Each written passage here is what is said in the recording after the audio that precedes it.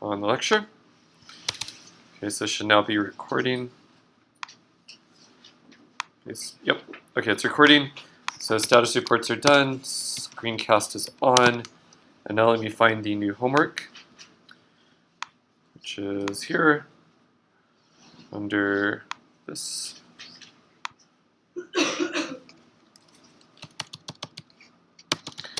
Okay, so the first question asks you to parameterize points on x squared plus y squared equals 1. So you'll give an explicit rational function f of t equals something in some rational function of t, some rational function of t, some rational function of t. So this is in projective coordinates.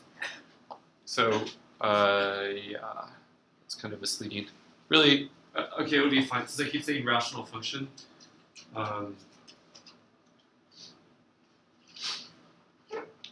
Since I say x and y, you should probably delete the final question mark because there's only two numbers, x and y. So it would be x as some rational function in t and y as some rational function in t. You can delete the other one. There's nothing that needs to go there. Actually, I'll just change that right here. Oh, I can't change it because it's read-only. Woohoo!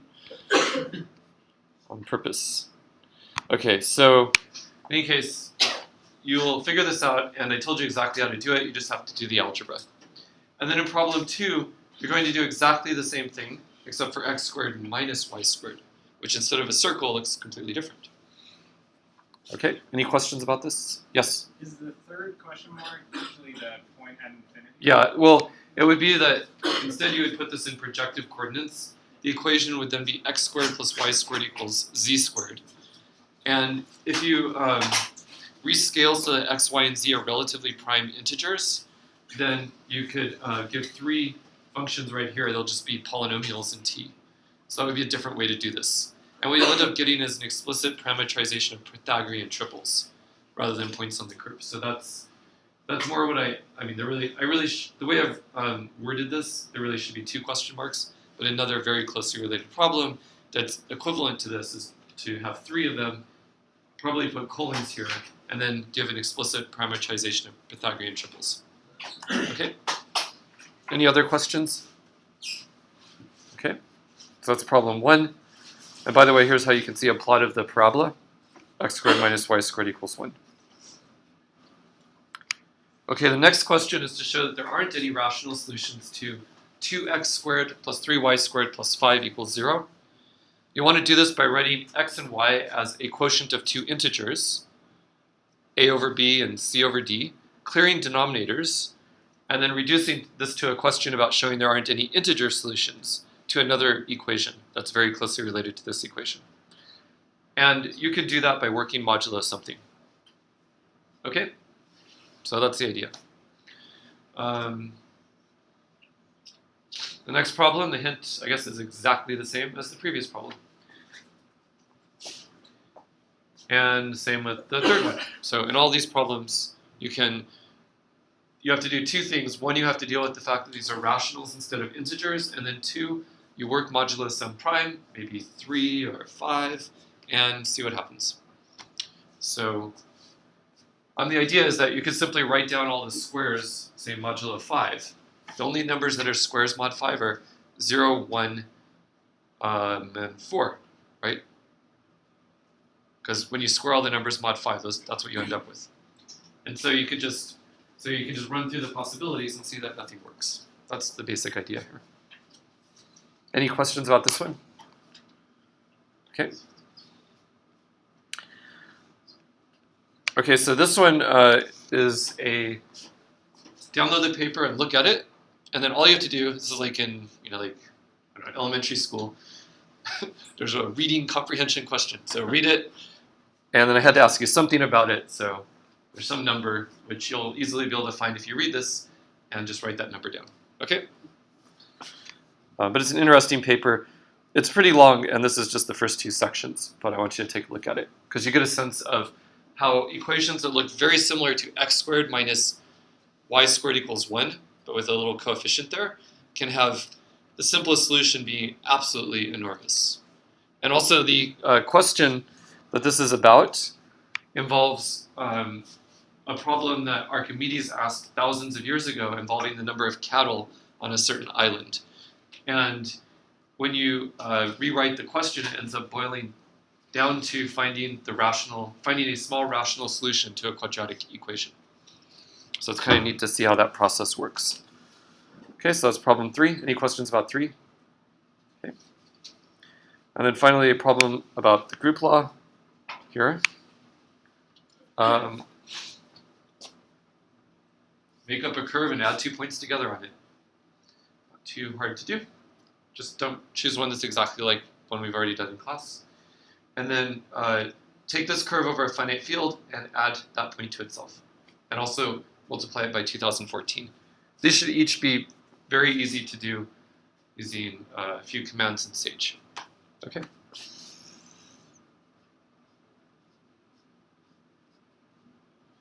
The main problem with part 2, I should mention, is that so one thing is this notation f sub p. This means exactly the same thing as z slash pz, c mod pz. They're identical. Fp squared means something completely different than z mod p squared z, but when the thing you're modding out by is a prime, the two are identical. So, and also, there'll be many examples in class, but to create an elliptic curve over the finite field, there's a certain notation you have to use. You say elliptic curve, and then you have to make sure that the coefficients 2 and 3 are in the finite field, or, that is their numbers mod p, or you have to explicitly give the finite field as the first argument to the elliptic curve function. You'll see examples of this a lot today anyways, and there were some in the examples last time. So basically the only way you could get this problem wrong would be if you created the elliptic curve over the rational numbers and then computed p plus p and 2014 p over the rational numbers instead of doing it modulo that prime.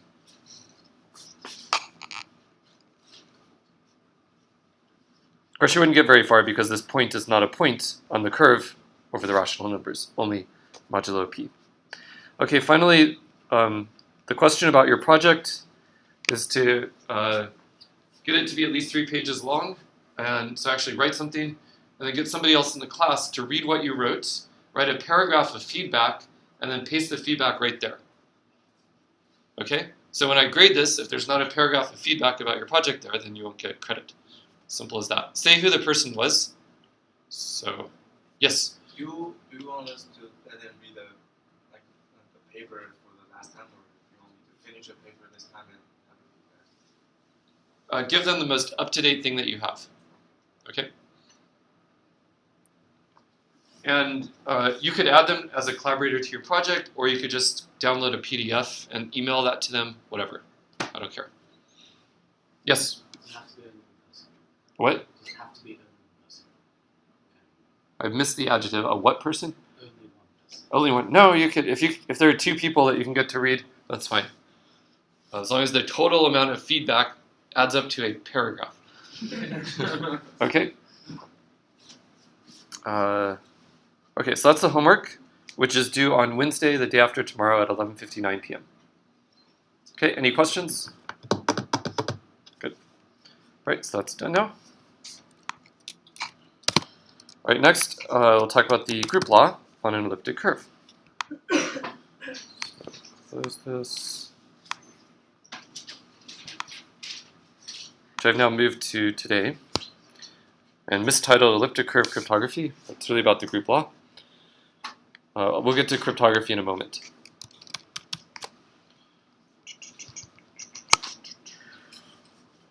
Okay, so I'm just going to tell you what this worksheet does.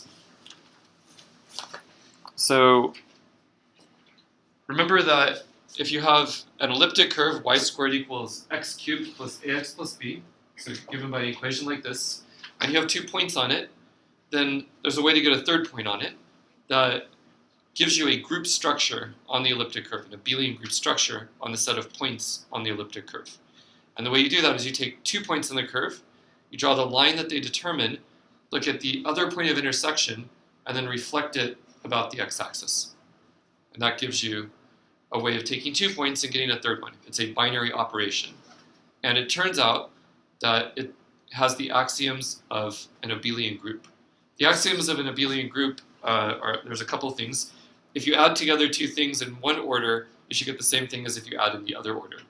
That's clearly the case for an elliptic curve, because after all, if you take the line determined by 2 points, it doesn't matter in what order you consider the 2 points. So the switching part is fine. There has to be an identity element, so that if you add it to anything else in the group, you get back that element. And the identity element is the point at infinity. Because if you draw the line that's determined by a point on the curve and the point at infinity, you get a vertical line. The other point of intersection is the point you started with, and then when you draw a vertical line, the other point of intersection is on the other side of the x-axis, because it's a vertical line, but then you reflect back over the x-axis, and you get back to the point you started with. So if you add any point to the point at infinity, you get back the point you started with.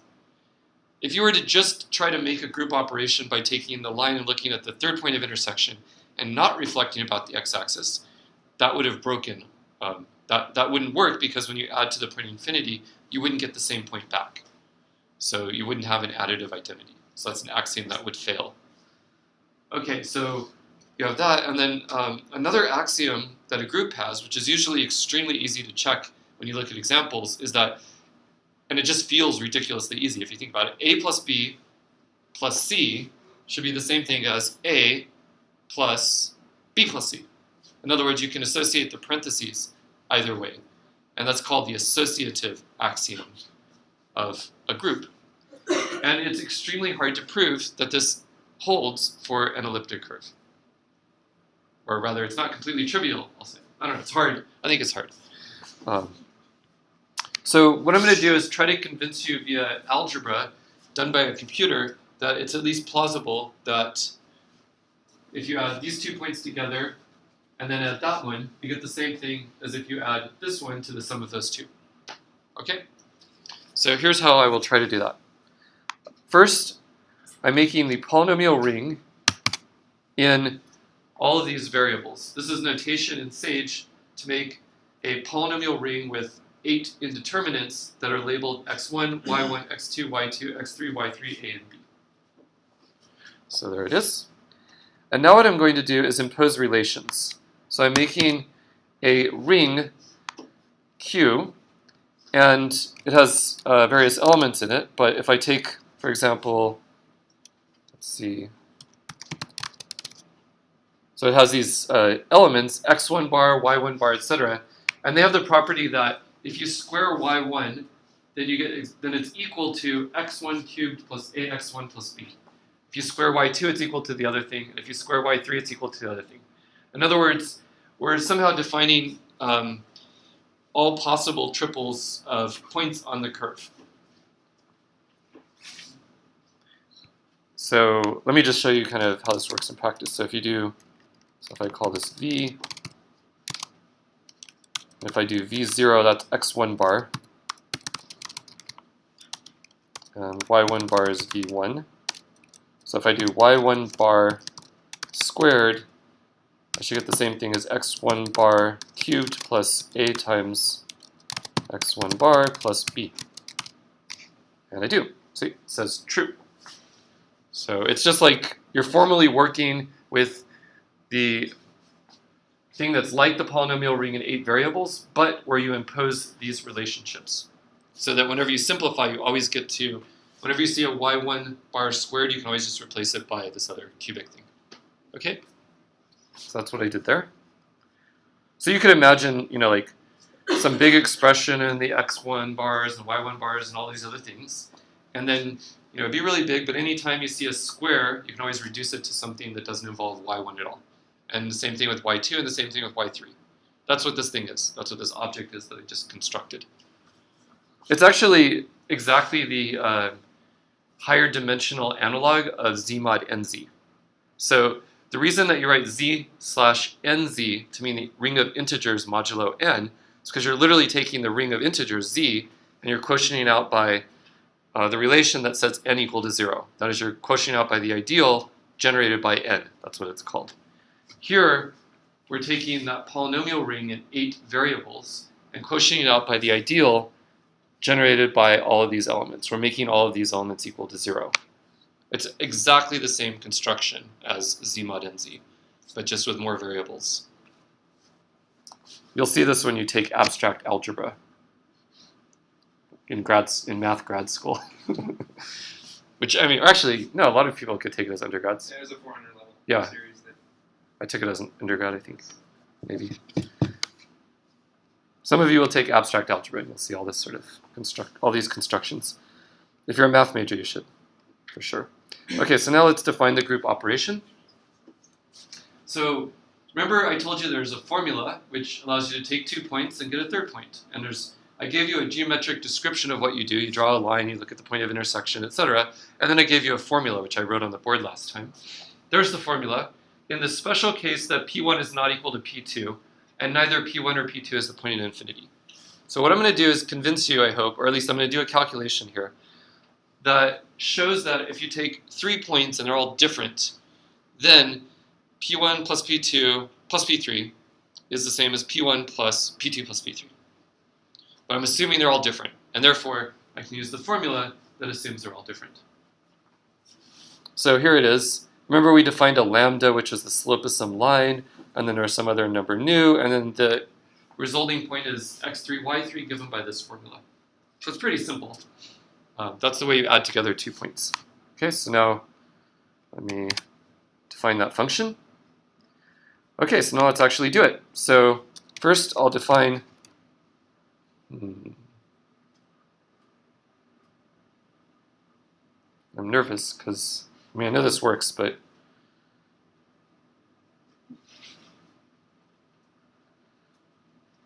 I'm just wondering why I didn't put bars here. Maybe I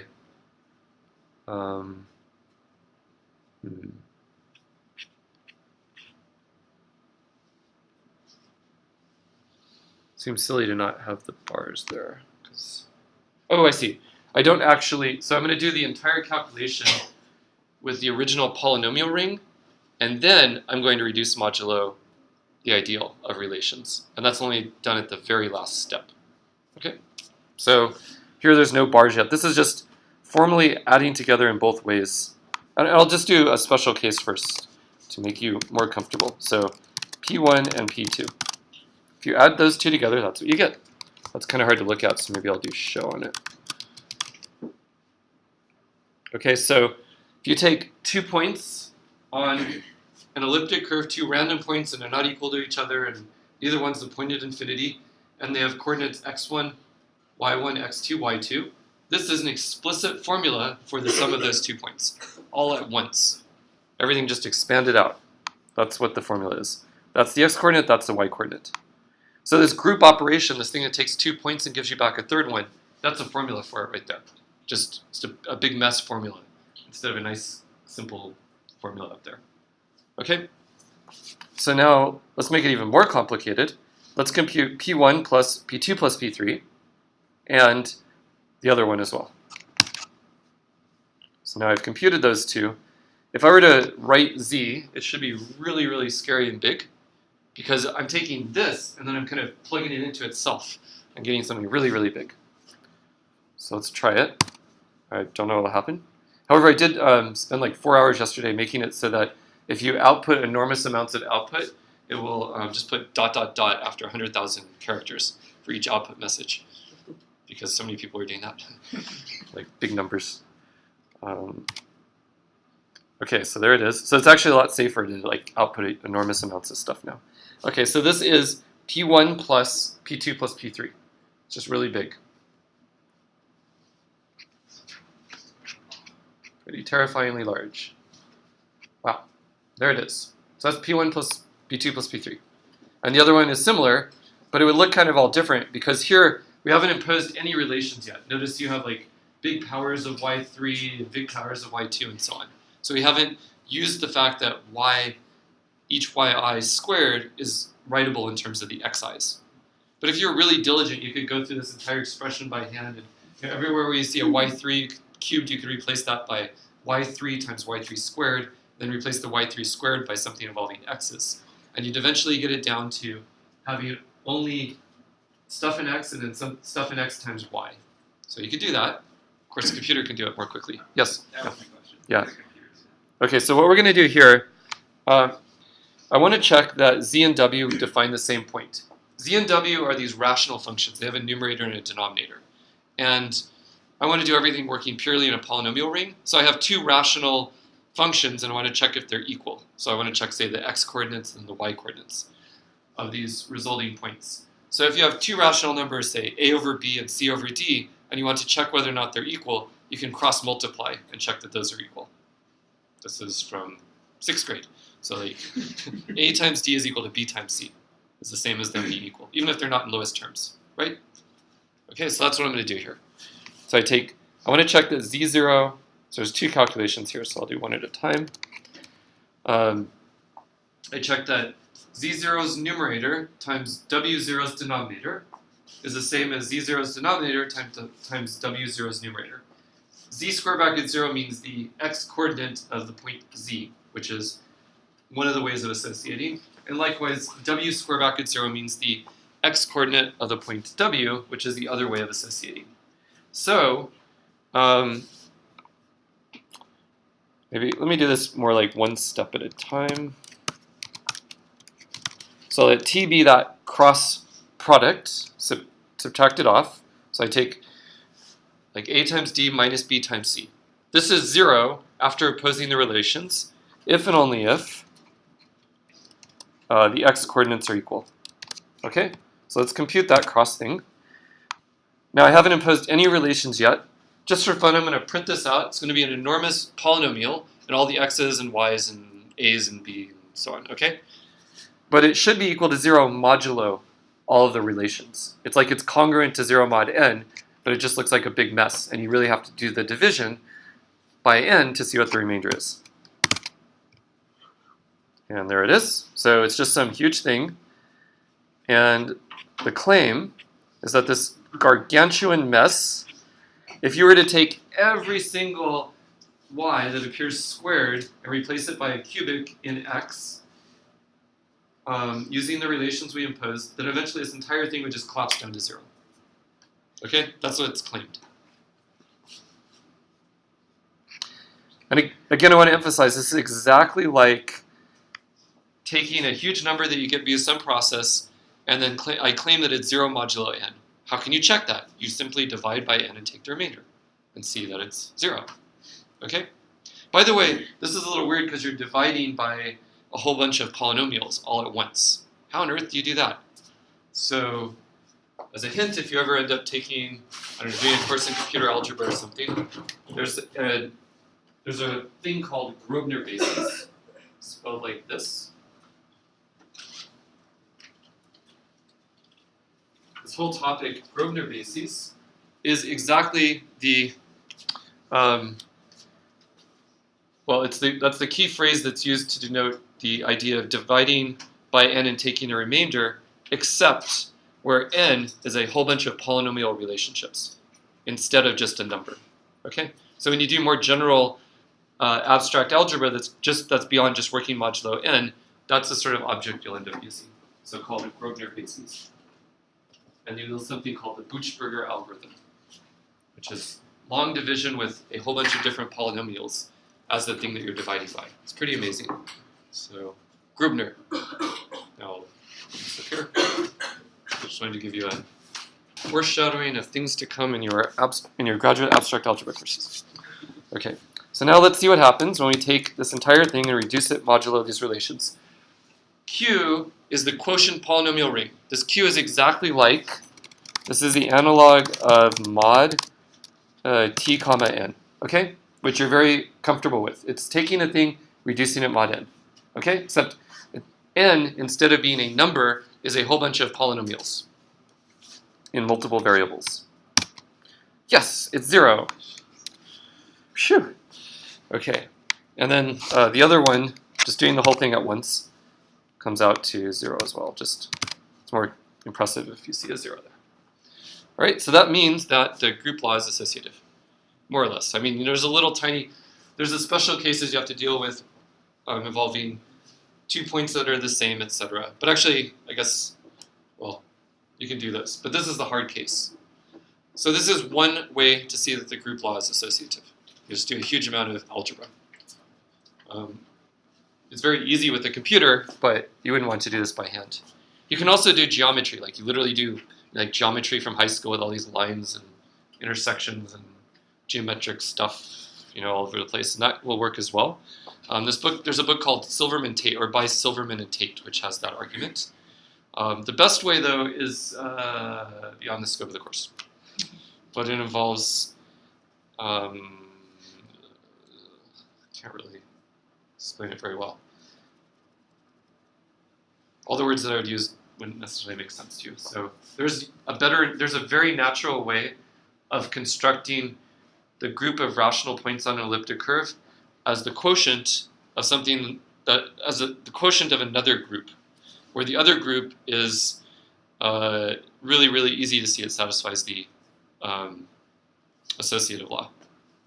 The hard part is knowing that your quotient map actually works right, and then you have to prove something rather difficult about algebraic curves called the Riemann-Roch theorem. So it takes a month or two at least. But you end up developing a bunch of theory, and then you get as a natural consequence that the group of points on an elliptic curve is associative. And you also get a construction of a group that works for any curve, not just an elliptic curve. It works for curves of higher degree, which is pretty neat. But it takes a lot more work than we have time for. Okay. All right, so now we're going to move on to Diffie-Hellman as soon as you ask a question about what we just did. I just get confused about so all the elliptic curve has can have a modulo and ring. So you can, I'm not quite sure what you just asked, but that's okay because you're confused, so your question should be unclear. You can create an elliptic curve modulo a prime. That's what you mean. So you can do that. Always for any prime number. For any prime number p, there exists an elliptic curve where the a and the b are modulo p. Just take, let's see. You might not be able to put it in the form. There's a couple of elliptic curves mod 2 and mod 3 that are kind of annoying because you can't complete the square or the cube, or you can't change variables to put it in the form y squared equals x cubed plus ax plus b. But aside from that slightly annoying thing, you can basically just take y squared equals x cubed plus 3x plus 7, something like that. For most primes, that's going to give you an elliptic curve mod p. Is that what you're asking? Yeah. Okay. But you can also do crazy things like take this ring Q that we were just considering. Let's see if this is right. So the quotient of this polynomial ring in 8 variables modulo relations, and then take that elliptic curve that we were just looking at over the quotient ring of Q, the quotient field of Q. So you could do crazy stuff like that, where you take an elliptic curve over a polynomial ring and a bunch of variables modulo relations. And that turns out to be useful for various reasons. In other words, you can get confused no matter what. There's always some confusing construction around the corner that can make you spend hours and hours having to disentangle what the heck you're actually doing. That happens a lot because, it happens a lot in math, as I'm sure you've experienced. Any other questions about the group law? Yes? It's just different. I think that it's harder for the computer to prove it geometrically, but it's easier for you. Definitely easier for a human to understand the geometric proof. You can't understand this proof. I mean, even if you did it yourself by hand, and it would probably take you a while to simplify all this, you probably would not understand it very well. So it's a lot faster to just spend a month or two and learn the Riemann-Roch theorem, and then you'll get a lot more for your money or your time. Okay, any other questions? Okay, let's move on. See, we're doing time. Good. Let's move on to Diffie-Hellman. Whoops. So I think that's here.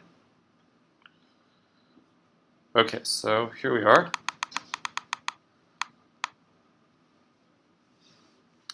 So this is surprising in a way that you might not expect. So I'm going to remind you about the Diffie-Hellman key exchange that we already did, and then I'm going to point out one significant attack on it that you really should worry about if you're ever going to use the Diffie-Hellman key exchange. And then, and only having seen that attack, you'll appreciate how tricky it is and how subtle it is to use elliptic curves for Diffie-Hellman instead of using a prime number p, or instead of using the numbers modulo p. Okay, so here's a quick review. This is the Diffie-Hellman key exchange. You choose some prime number p, you choose a base g in fp. We just chose g equal to 2. And by fp, I mean exactly the same thing as z mod pz, so don't worry. Person 1 sends g to the power of n, where n is some random number, mod p. Person 2 sends g to the power of m, mod p, where n and m are chosen at random. And the shared secret is g to the nm. Are you all ridiculously comfortable with that by now? Good. And as an example, take this. Compute the multiplicative order. Here's our p minus 1. Now, I don't even have to show it because you're so comfortable with it. Let's think about how you might attack Diffie-Hellman. So here's the issue. So to attack Diffie-Hellman, that is, you see somebody using Diffie-Hellman and you really, really want to know what their shared secret is, but you only know the public information. Okay? You desperately need to know their shared secret. Because you record all the traffic that goes back and forth, take it home, back to Fort Meade, and you now really, really, really need to figure out what the shared secret was that they're using to encrypt all their traffic. And so you have a couple of years with your world's fastest supercomputer, and you're going to try to solve the discrete log problem. That is, you know g to the n, you know g to the m, and you want to know g to the n times n. Okay? And you also know g and you know p. You know everything except the random numbers n and m. So here's the issue.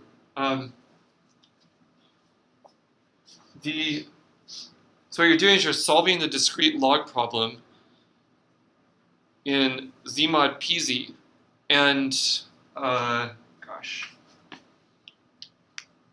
I'll make a statement, then I guess I'll try to convince you that this is true, but what happens is, dang it, I'll explain this without using groups. So let's see. Dang it, I wish you guys knew more about group theory. But I'll tell you a statement and then just assume that you know group theory for about 1 minute to justify it. Otherwise, just believe me. So the complexity, the difficulty in attacking this problem is the same as the largest prime divisor of the order of your element. That is the largest prime divisor of p minus 1. The element g has ordered. Usually choose it to have order p minus 1. It's certainly a divisor of p minus 1 because of Fermat's little theorem, which says that if you take an element and raise it to the power of p minus 1, you get 1 mod p. So if you factor p minus 1 as a product, and it's just a product of a whole bunch of little primes, then it turns out what you do is you can solve the discrete log problem separately, modulo each of those little primes, and then combine the results together to get the original discrete log problem. It's basically just a Chinese remainder theorem thing happening. And if p minus 1 was prime, which it never will be, why? Why will p minus 1 never be prime? It's an even number. Okay, so it's not prime. But it could be really, really close to being prime. Maybe it's twice a prime. If that happens, then this isn't that worrisome because the largest prime divisor of p minus 1 is, pretty similar in size to p. However, if you take p minus 1 and factor it, and it's just a product of a whole bunch of little numbers that are almost like 2 or 3 digits, even if p minus 1 has thousands of digits, if you somehow are able to factor it as a product of little numbers, then you'd be in big trouble because the person could basically take the original problem and reduce it to a problem modulo each of those small numbers, do the discrete log there, and then reassemble the result. So I haven't explained why this is the case. You kind of have to know a little bit about group theory to see why this is the case. But it is true that all that matters is really the largest prime divisor of the order. Okay? So let's look at what that looks like in this particular example. The G that we just considered above in our thing, it has an order that is p minus 1 that factors as this little number times that number, so 2 squared 3, 13, 23, and then 79,000 blah, and then this other big number and that big number. And so you might think, because you chose your p to be 127 bits, that you have that much security or that much difficulty. But it turns out all that matters, as far as solving the discrete log problem goes, is this biggest prime right here. So that's what goes into your complexity estimate for how long it's going to take to solve the discrete log problem. So if this is what they were doing, and you're back home at the base trying to crack their crypto system, then you get really excited because you see this, and then you just say, oh well, it's going to take square root of that many steps, and that's starting to look very feasible, right?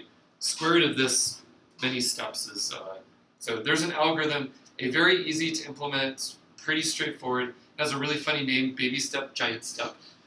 It's an algorithm that involves some combination of doing big things and little things and looking for a collision between the two. If you're going around in circles trying to find a good project, just explaining this algorithm would in fact be a good project for this class. It actually permeates a lot of computational number theory, that if you go to a computational number theory conference and you don't know what this was referring to, you'll get really annoyed because like every other talk you'll hear somebody say they use this baby step, giant step idea in what they were doing, and as I was at one point, they'll be like, what are they talking about? But it's really just a little clever algorithm that it does this and a lot more, or it can be applied in a lot of ways. But what it does is in time and space, square root of r, where r is say this largest prime factor of p minus 1, it will give you the discrete log problem. That is, given g to the power of n and g, it will give you n. It'll tell you what the secret random n is. So square root of this, is that like a feasible number of steps? Probably, because that's like, I don't know, I mean it looks like about 1 billion. 1 billion steps, you now know, is very feasible because you did that homework problem. 10 to the 100 steps, no, you can't do that. Everybody got that right, it was like 10 to the power 65 lives of the universe. So that's a long time. But 10 to the 9th or 10 to the 10th, do that in a few hours, no problem. Okay? So discrete log on here would be really, really easy using the most naive algorithm. Most naive, well not most naive, but a standard algorithm that isn't completely stupid. Completely stupid would be try g to the 1, g to the 2, g to the 3 until you hit g to the n. That would be stupid. That won't work. But using baby step, giant step, you can do this many steps, and you'll get the discrete log problem solved. And so if the person hadn't known about this attack, they would have thought the number of steps is the square root of this entire number, which would be wrong, and they would be in big trouble.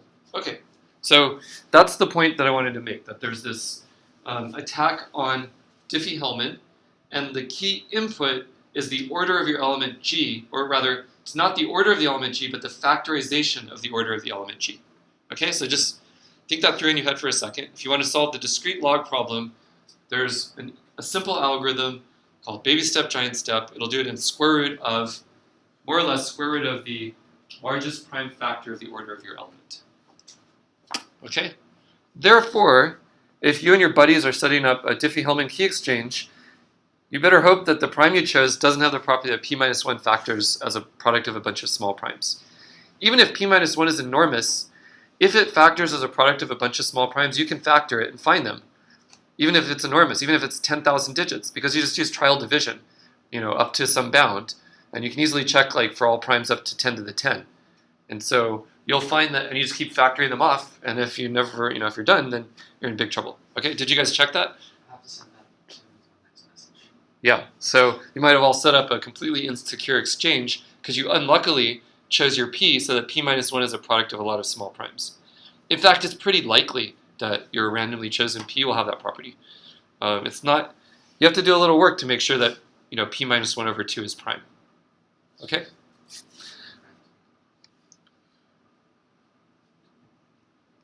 That's just a tiny taste of the sort of clever stuff cryptanalysis people know. They know a billion things like that, which they often try to keep really secret so they can attack people. Okay, so okay, and yeah. By the way, let's say here's a little estimate. If your computer can do 1 billion operations a second, then it takes 3 seconds to, do discrete log and solve this problem. Okay. So I'll just skip that for a second, or for now. Diffie-Hellman on an elliptic curve. That's the last topic.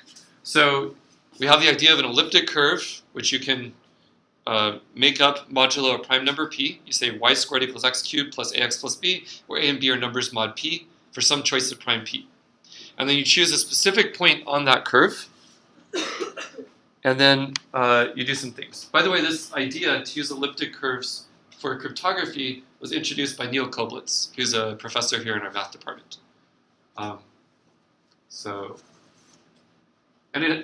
It's not you don't do it just because elliptic curves are cooler or more complicated seeming. It turns out that if you look at the best attacks known on elliptic curve versions of this versus Diffie-Hellman up there, you get to use much smaller primes and much simpler. Just basically all this stuff is a lot smaller when you use elliptic curves. And that translates into things like when you install software for Windows, for example, when you type in the license key, it's way shorter if you base your licensing scheme on elliptic curves, which Microsoft actually does for exactly that reason.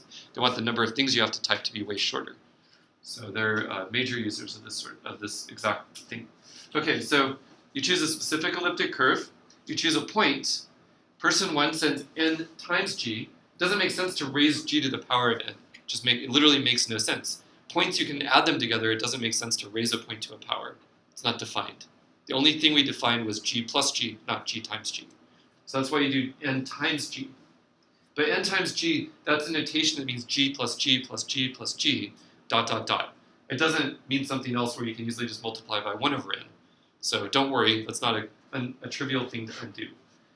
So one person sends n times g, the other person sends m times g. For random n and m, we have to be pretty careful about what you mean by random. And then the shared secret is n times m times g. So it's Diffie-Hellman right there. Except working in the additive group generated by a point capital G in an elliptic curve modulo p.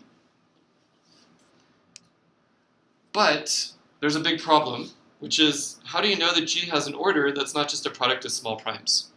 So with Diffie-Hellman, the original one, you just take p minus 1 and you try factoring it using child division. You'll see whether there are small primes. And that's not so hard to deal with. Although, basically, if you factor off lots of small primes, see what's there, and then do a primality test, you can be pretty confident that p minus 1 is a few small primes times a big prime. Right? It's pretty easy using things that we know. But with an elliptic curve, you just have this point. What do you do? How do you know anything about the order of the point at all? This stumped people for a very, very long time. And so I asked the guy right here who finally solved this problem, namely, figure out what the order of a point is on an elliptic curve, even if the prime p is very large. So I asked him, I saw him at a conference. This is René Schoof, who's Dutch.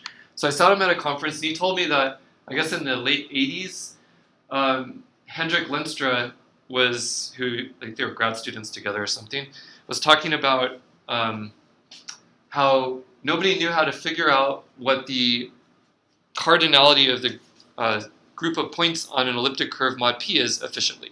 For all they knew, it would take an enormous amount of time. You just had to enumerate all the solutions, which would take time p. So if p is a 100-digit prime, can you do 100 digits worth of work? Well, in 10 to the 64 lifetimes of the universe, but that's way too long.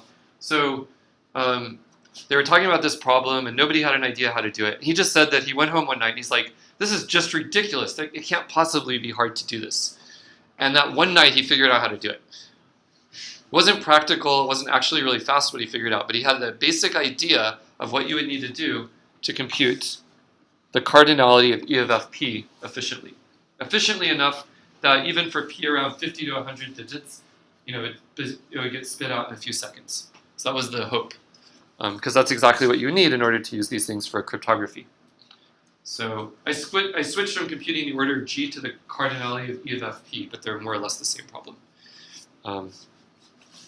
So I'll tell you very basically what he does. So there's no way even now to directly compute the cardinality of E of fp. It's some number, it's close to p somewhat. Like the first few digits will be the same as the first few digits of p, but it's not that close to p. There's a lot of possibilities. If you vary over all curves mod p, you'll find that there's 2 times square root of p different cardinalities that occur. So if p is enormous, that's still an enormous number of possibilities. But here's the funny thing. You can compute the cardinality of E of fp mod L for various primes L. So like you somehow, even though you don't know the number, you can via a very indirect route compute the cardinality of the group of rational points mod 7. Like the cardinality is some like huge number, but you can't compute the huge number directly, but you can compute it reduced mod 7. And you find out it's 3 mod 7. And then you compute it mod 11, and you find out it's 7 mod 11. And then you compute it mod 13, and you figure out what it is mod 13. Then you compute it mod 17 and figure out what it is mod 17. And you get all these numbers, and then what do? Use the Chinese remainder theorem, which allows you to find that number.